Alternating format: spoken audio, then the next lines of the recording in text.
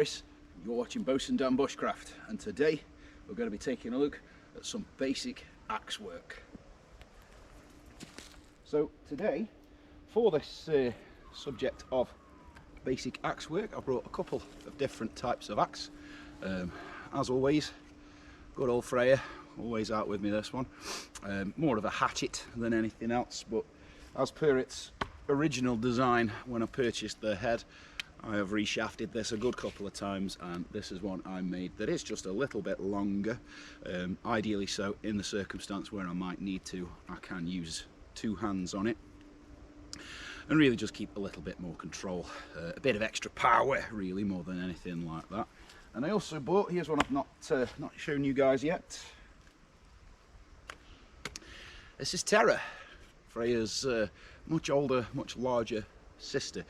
Terra as in terra firma, not terror as in like chasing you around the woods with it. And this is a lovely Openkopf Canada felling axe. Nice big two-handed jobby. Very efficient for getting that job done when you want to either drop a tree or section it up. Now, as you've probably noticed by now on many other videos, I'll drop trees just as happily with Freya the hatchet over here. One of the biggest differences is, and it always surprises people to know this, these are far more safe to use than things like this.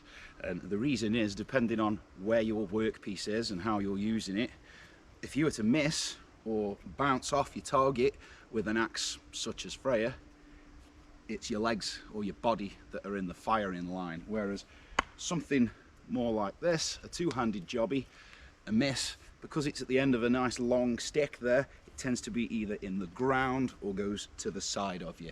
You'd have to be doing something quite wrong with this to manage to get it into your leg. So, contrary to popular belief, get in there. Oh, my little chopping log's getting a bit rotten. Contrary to popular belief, these things really are the more dangerous of the bunch, especially when either used improperly or impatiently, because the truth with axe work really is that accurate and concentrated axe work is fast axe work. The more you get sloppy, the more you miss your target for a start, but the more you get sloppy, the more likely you are to have an accident, to cause yourself an injury and cause a problem. And axes should be sharp. Freya is usually sharp enough to actually shave your face with, and this big old girl isn't going to be any different neither, because I do spend quite a bit of time polishing the fine edge to them and obviously keeping them nice and shiny clean, which for me is more about so I can see them in the darkness when I'm camping. If I've stuck it in a log or something somewhere, I can see the light of the fire reflecting off it and I can find it pretty easily. Plus I like shiny things, like a magpie. GoPro. So the first challenge of the winter woodland, when you want to bring down a tree for making your fire or whatever you're bringing it down for, could be making a shelter or anything like that, your first challenge, particularly in winter, is finding one that's actually dead. There's not really much point for fire trying to bring down a live tree. I've been told many times that some trees burn okay when they are still living. Apparently ash is one of those that burns alive. It doesn't really, to be honest with you. It's very smoky. So finding your tree, which can be difficult when there's no leaves to tell you. But if you find something like this, I'll get behind the camera because I can't tell if I'm actually showing it you or not. Look up there, there's nothing left at the top of that one. It's broken off previously to it, all the bark's coming off up there. So it's pretty safe to say that one is dead. However, for bringing it down, the next challenge is, you can see that it's quite a tight V shape at the bottom, so getting in to do your under and your overcuts are going to be quite challenging. There is, I can see, a little one over there, just hiding, in a that way sort of direction. So before I start chopping away at this big one, I might just nip over there and check that out and see if it's slightly more appropriate. But it's one of them when you're looking for a tree, the more you look, the more you find. But, and this is very important, but before you get your axe and start slapping away at the bottom of the tree, take a good look up into that tree and make sure that there's no dead hanging branches that are going to fall on you and brain you while you're working away at the bottom, because the last thing you want is to be merrily chopping away at your tree and slap, you get knocked unconscious by a falling branch. So sometimes with trees you might look at them and go, I'm going to give this one a miss, there's just too much going on at the top that's liable to fall on me and injure you, because you don't want to be lying in the woodland unconscious for several hours when there's no one else with you. Well, you might. So I've taken a look about, and even though this one's going to be a little bit of a challenge to get around the back here, I think I'm going to go for this one anyway. There's a lovely dead one over there, but it's unfortunately leaning against another one, and that just won't really demonstrate what I want to demonstrate. So the things with trees, you can guide them into a direction of fall to a degree. You can see this one's got quite a lean that way, so come hell or high water, it is that way it's going to go. I can't make it fall against gravity. The only thing I can really do is sort of control within like a 30-degree radius of where over there it's going to land. So bear that in mind. Don't be thinking, oh, if I cut this side it'll definitely go that way. They're obviously going to fall in the way that they go. So we're just going to start a nice undercut at the bottom here, nice and low.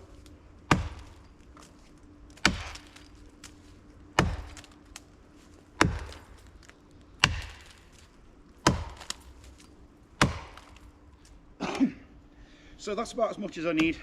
It's almost halfway through. It's almost into the core of the tree. And what I'm going to do now is cut from behind, just a little higher than where I've started cutting there.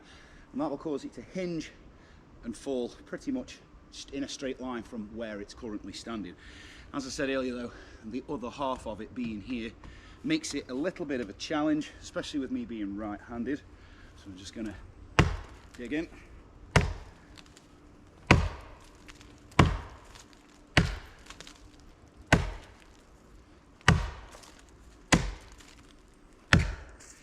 Accuracy is key here. You can see what I'm doing, cutting in from one direction and then back in the other. I'll show you that in a little while, a bit better technique when I'm sectioning this thing up, which does kind of mean I'm showing you in a sort of a reverse order, but I need the tree itself first because I need the workpiece to show you with. Put this necklace away.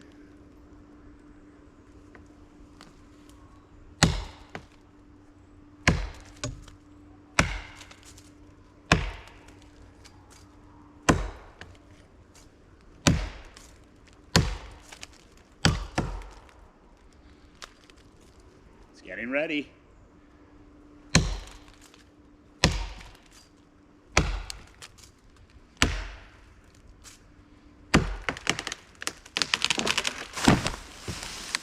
It's the badger. Now, sometimes when you've gone a fair way through, it's very tempting to try and give it a push to help it out. And in some circumstances, with a smaller section, that's fine. But be careful, because if it's rotten and you're close to it, sometimes where that hinges, it'll break there, it'll fall straight off itself, bang, and break your foot for you. You really don't want that. So when it starts making those crunchy noises, step out of the way, just let it drop. Right, now usually, because it's a big tree, I would have cut it in situ where I've dropped it, but I want it over here, it's easier to work on, it's easier to show you guys.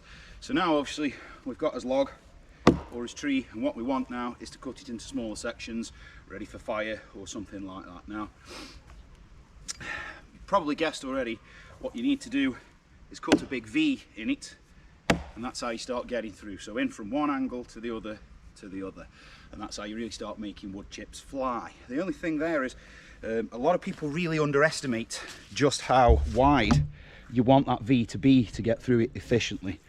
And out here in these woods, I'm forever finding either standing trees that have got quite a narrow groove cut in them, or bits of logs somebody's tried to make fire out of, and again, narrow grooves. It doesn't work. You need it to be quite wide. Ideally, you want it at least as wide as the flat side of the axe head. Now, with a nice big felling axe like this, the technique is to bring it up via the head. As you come over, the hand slides down, And that's where you get that power from, yeah? As I said earlier, fast axe work is accurate axe work. At this point, never take your concentration off what you're doing. 150% concentrating on where those axe blows are going. Now from there, I need to swap over and start hacking away at the other side. But what I'm going to do is, because this is fire, always when I've made a little cut like that, first thing I'm going to do is give it a test, give it a kick. It might break. No, still a little too solid yet. So now we'll just go in at it from the other side. Again, concentrating, taking me time. Nice wide V cut into it. There we go. That's done it. Marvellous. Now that's with the felling axe, and obviously using a big felling axe like that, it's a lot less personal effort for you. It's bigger, you get harder strikes with it, you can throw bigger chunks of wood. But I can't tell if I'm even on screen. If you're using a smaller, so a hatchet, something like the lovely Freya here,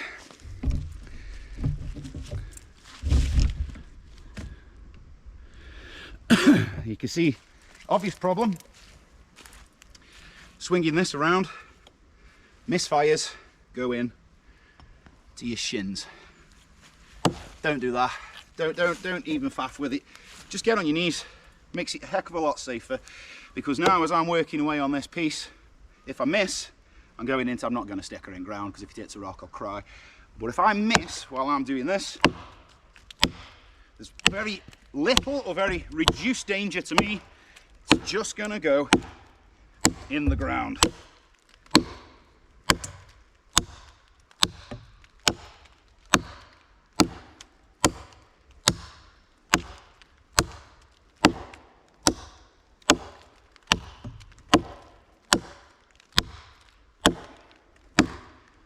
And particularly with hatchets, these little guys bite. You can see what's happening. Sometimes it's not quite catching the blade face and it's bouncing and twisting. Yeah, that is the risk.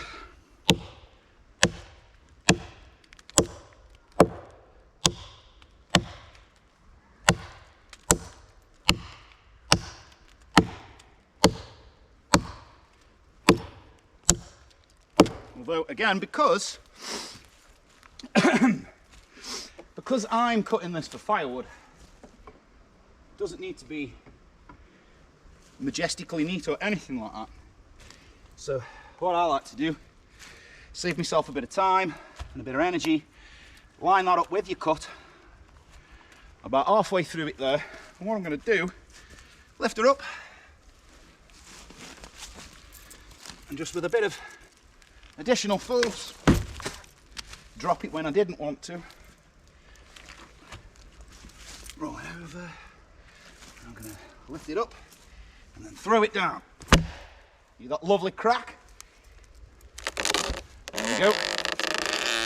And that there saved me quite a lot of axe work that I didn't need to be doing. Something else I like to do to save a bit of time is to do all of one side first. It helps if your log doesn't roll around. So I'm going to do all the cuts along one side first.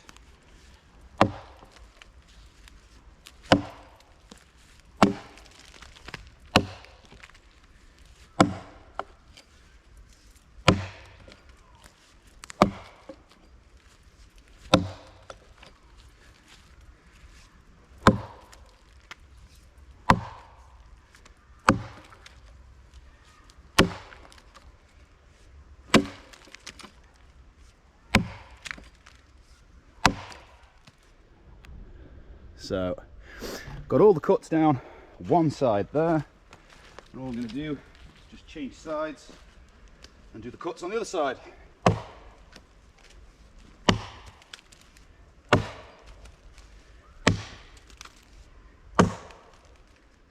So now you can see I've rounded on both sides, taken a lot of the strength out of it. And what I'm going to do, save myself that axe work again, simply pick it up and offer it to the ground. Let's try that dance again.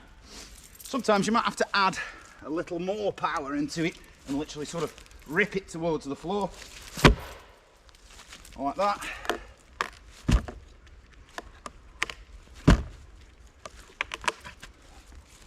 And when you get them that are like this, what I like to do, pick it up, watch out for slippy loose bark, and then power slam it onto it. And one or the other, after a couple of shots,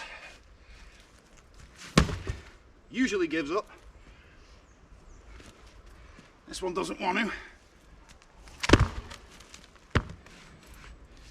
Make sure my hands are dry.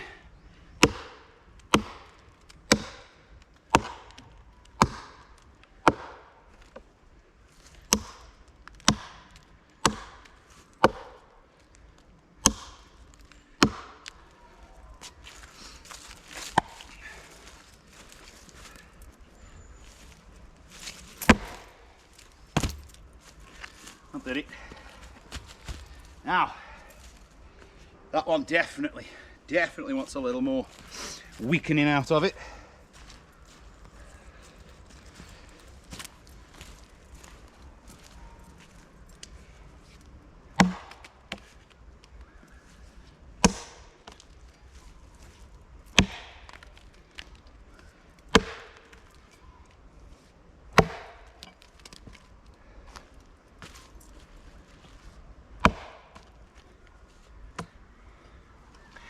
When you get your axe stuck, and this is a good point, push down to free it. Don't try and rip it up. If you yank it up too hard, that's actually the quickest way to snap your axe head off. Why exactly the difference is, I honestly don't know.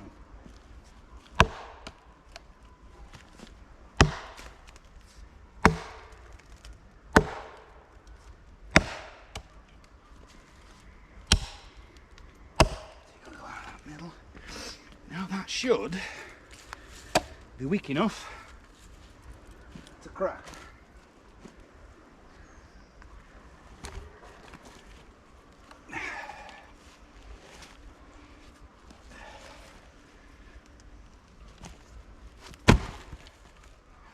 There we are. The ever-present filthy old woodland towel.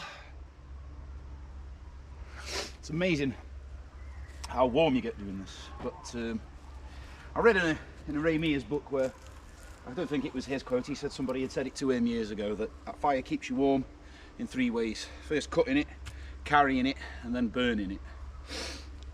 Now, with your littler stuff, that's obviously going to be the stuff you're going to light your fire with. There's a couple of different ways of doing it. One of the easiest ones with a little chap like this is a rosette cut, which is literally just go into it and keep going around and turning it, and eventually, before long, it'll go through. A different way that I like to do it, that is perhaps just a tickle less time consuming. Take your workpiece, shave some of this bark off so you can see. What I like to do, chop into it a bit to weaken it up, like that. And turn it round so that the cut bit's on the back.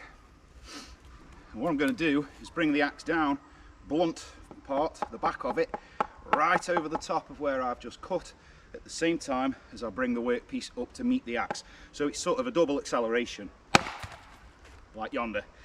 And what you get there is a nice fast, especially if you're preparing your firewood in the bad weather, a bit of rain, it makes sense to save yourself as much time and effort as you can and just get the work done.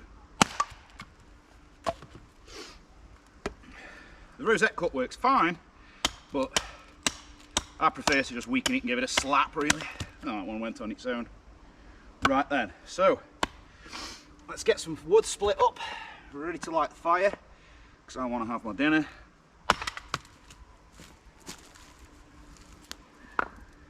Accuracy here.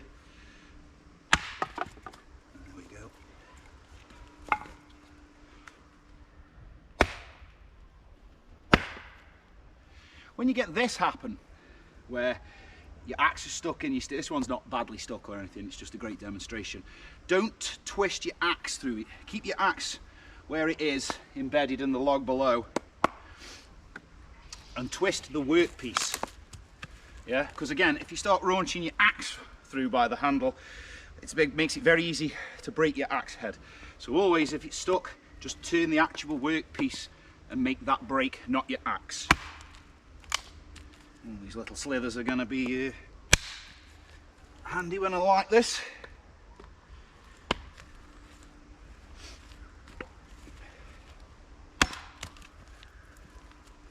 Hate missing.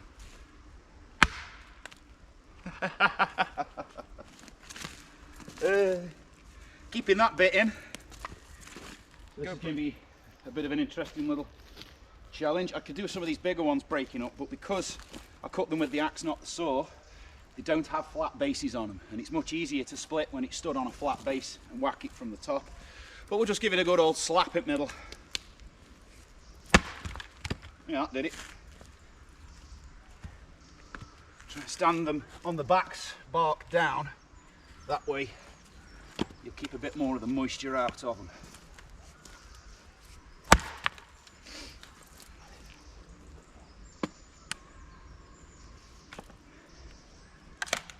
Put him on the split but larger pile.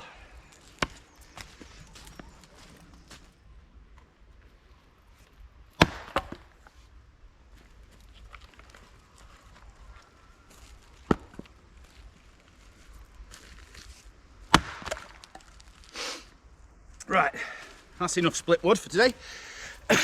So you can see what I'm doing here is I'm actually constructing a little wind shield with me logs around where I'm going to light the fire. There's two reasons. Obviously it will protect the fire from wind, but the heat from the fire as it gets burning will start drying out that larger wood, which is going to be needed today because everything's wet, as it always is whenever I come to the woods. So I've got organisation now. There's my larger split woods. So what I'm going to do, and I'm cheating using firelighters again, and I don't care because it's so wet, and you all know I can shave up the wood and get it going like that, but I don't want to do that today because I'm hungry. So what I'm going to do, make myself a little bit of a base out of some bits, more appropriate bits. That one on its own will probably do it, to be fair. And a thought has just occurred to me that someone very kindly bought me this ages ago, and I've never used it. You saw it earlier on slapping me in the face. But this is the Wazoo Firestart necklace. It's actually a tiny little ferro rod and striker. So I'm going to give it a whirl because I've never actually yet used it, and it is very small. Let's see.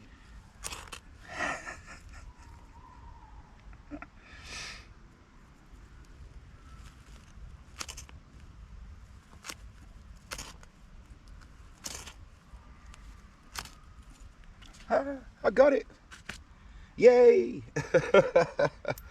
It worked. To be honest though, I think that was probably more down to me struggling to be accurate with it than there being anything wrong with it.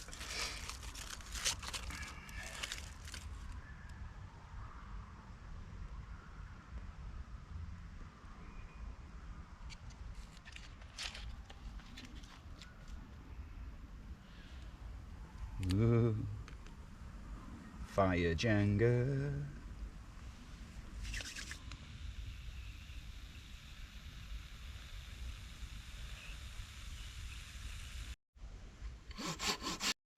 So you can see when I started the cut, this is very wet on the outside, but on the inside there, dry as a bone. Now that's no use for splitting.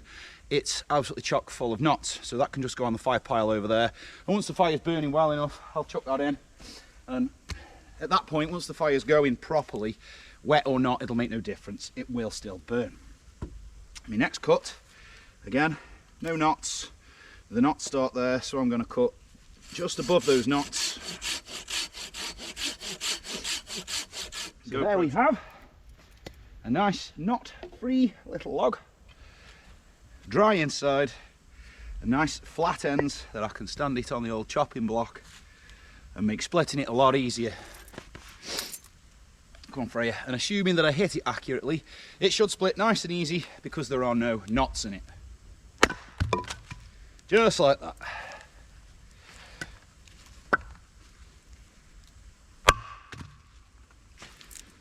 I mean, the noise itself tells you how dry they are inside. But look at that. You wouldn't think it, would you? And this wasn't dead standing. This is one I've cut a couple of weeks ago. It was just lay up a tree over there. But the inside is bone dry, and that's what we want. That's what will get going on the fire on this soggy day that it is. I mean, to be fair, since I've started making these videos, I don't think we've ever had a dry day. Certainly never had a dry woodland. But that's okay. You guys will all be with me next year as we go blissfully on into summer. If we get a summer next year, because this year's summer's been absolutely awful. And we've already had some snow this year, which is good because I love snow. And we are getting to that time of year now where Satan Claus comes trooping off down your chimney, bringing you hopefully lots of bushcraft presents. Or for all the guys out there, just new socks. It's that time of year, isn't it, where you get you remember as a kid, somebody get you socks and stuff, and you'd be like, that's not a Christmas present. Now as an adult, you're like, yay, socks. Well, maybe that's just me. I hate clothes shopping. I absolutely loathe it. That's why I just buy everything on eBay, really. Let's get some of this dry stuff propped in and about. Anywhere really, just to increase the total volume of flame.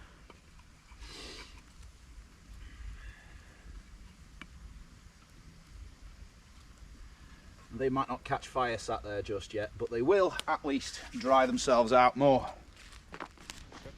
Ah, yes.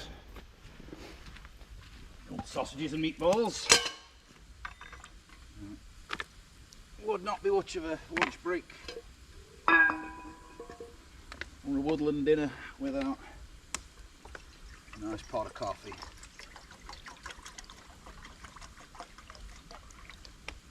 So let's go and boil some water. Magic. And you just balance there without running off. Yes, got the good old meats on sticks. Wow, sausages. Remembered me cup this time, so I'm not drinking out the bottom of a pop bottle. Look at that. And this is why you need to practice your axe work and have safe axe work, because it's no fun barbecuing in the woods if you've chopped your leg off. And I can't remember if I've mentioned this before on the channel at any point, and I might actually have a word with my friend and see if he'll let me put some photos up and show you. But a long time ago we were out having some fun in the woods in literally the middle of what was actually turned out to be a hurricane, and a friend of mine had an accident with a hatchet that didn't belong to his, and he missed and he hit himself just below the kneecap, and we had to like turn one of my bashers into a stretcher and carry him a good 3 miles out of the woods before we could get to a road and get him to hospital. And he ended up having a little surgical procedure to sort out the damage. So it is serious, the safety, particularly with hatchets. Never let your concentration slip. Every blow of a hatchet should be a well thought, well aimed blow, and you must always be ready to correct it or move it out of your way if it jumps. Yeah, I know they look quite small and innocuous, but the hatchets are by far the most bitey of all of them. I've never hurt myself with a felling axe, a two-handed axe, but I've had many close calls with hatchets. And as I said in the the video when I was making the chair, that I'm surprised is actually still here. Nobody's broke it.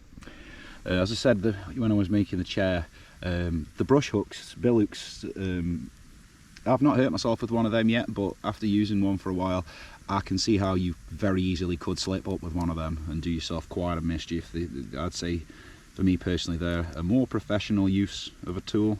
I wouldn't advise anyone, if you're not used to using cutting implements, to just rush off out and get one of them and start wailing it around. You will get bitten by it. I think it might be time to rejig these sausages about. Oh, nice and warm. That's the thing when it's this time of year and the wood's as damp as it is, it takes the fire so long to get proper burning, but once it's burning, you chuck anything you want on that now. Oh, I better move them sausages though, otherwise they'll be burnt, and we don't want that. As Sid James famously said in Carry On Cleo, I don't like sausages, especially when they're overcooked.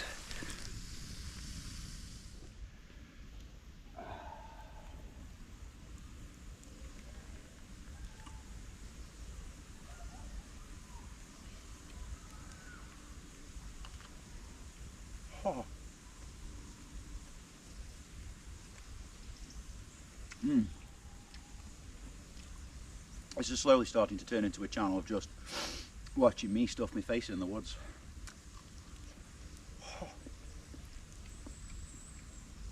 That smoky flavour.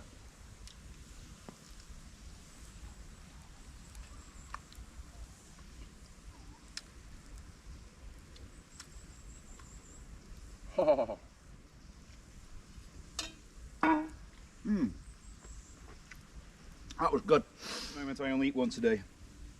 Exclusively meat. I don't do any veg or bread or anything like that at the moment. You're probably thinking, well, why do we care about that? Well, I don't know. Just thought I'd share that information. Oh, I see. It's the product of good axe work. Oh, don't know what it is.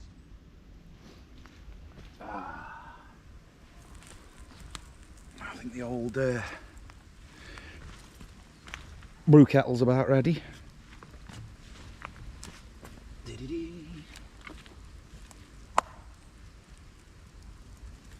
Oh yes. Yep.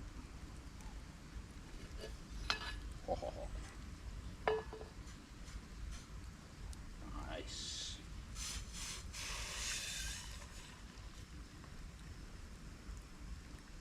Excellent. I love these army cups and bottles and stuff.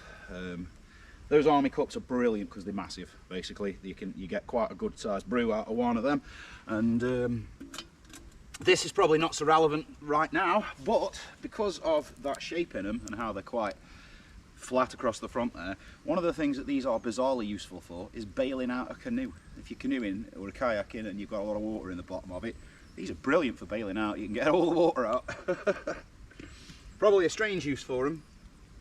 And I know you can get the metal ones which you can boil water in as well, but if you've ever tried drinking out of a metal canteen cup, bloody hell, tell you what, burns your lips. La-di-da. Look at that, dirty black water, magic. Oh, come on meatballs, you're making me hungry now. Go. Whoa, meatballs are nearly done. Ooh, sausages are looking good, nice and firm. Yes. Woodland barbecue. It's good for you. Oh, I'm always at my happiest cooking stuff in the woods. Actually, we're gonna have to repeg you, aren't we? Once again, the old filthy towel's earning its money.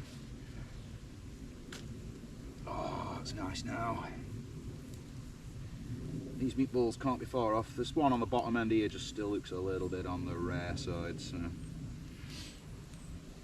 we'll just let him roast up a bit more. I might make another brew actually. Obviously you guys won't know this in between the sections that you get. Well, I've been sat here for about 20 minutes just chilling out, letting the meat roast through.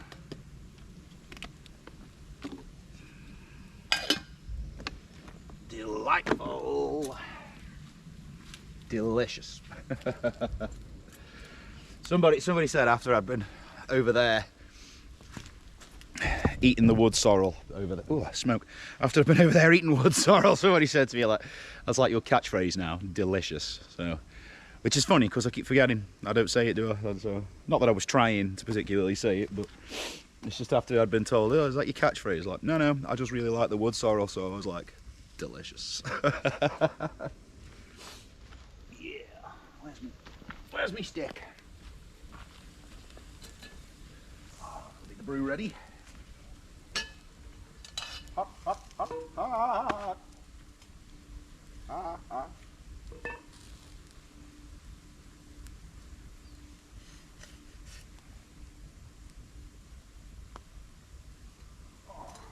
Majestic. Hot.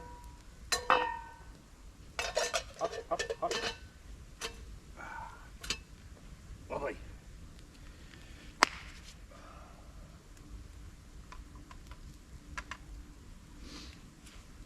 I will be looking on these bad boys. Oh. Very nice. Wow, bubbling.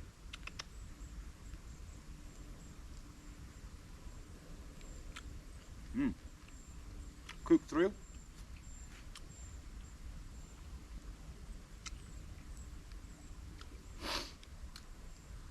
Delicious.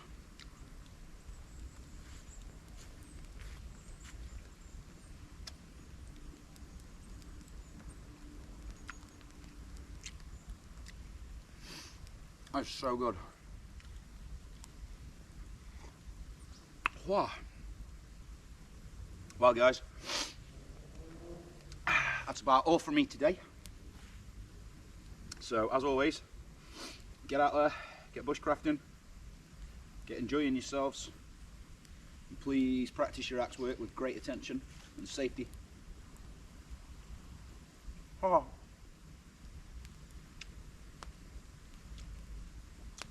Well, that is all from Boatswain Dan today. So thanks for watching. I'm too busy eating my meatballs. I'm supposed to say, please like, subscribe, share.